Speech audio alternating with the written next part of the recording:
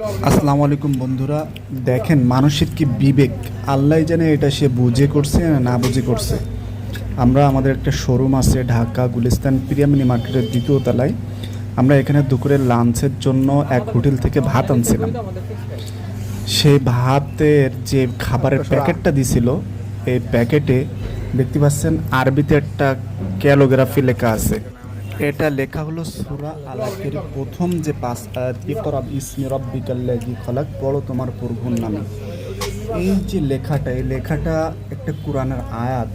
এই কোরআনের আয়াত, এই লেখাটা দিয়ে যে তারা ভাতের এই বক্সটা তৈরি করলো বা একটা বক্স দিয়ে তৈরি করলো, তাদের তো এটা বোঝা উচিত ছিল যে একটা কোরআনের আয়াত।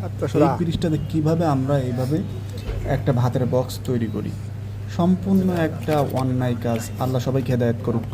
আসসালামু আলাইকুম বন্ধুরা, দেখেন মানুষের কি বিবেক, আল্লাহ জানে এটা সে বুঝে করছে না না বুঝে করছে। আমরা আমাদের একটা শোরুম আছে ঢাকা গুলিস্তান প্রিয়ামিনি মার্কেটের দ্বিতীয় তলায়। আমরা এখানে দুপুরের লাঞ্চের জন্য এক হোটেল থেকে ভাত আনছিলাম। সেই ভাতের যে খাবারের প্যাকেটটা দিছিল, এই প্যাকেটে দেখতে পাচ্ছেন আরবিতে একটা ক্যালোগ্রাফি লেখা আছে।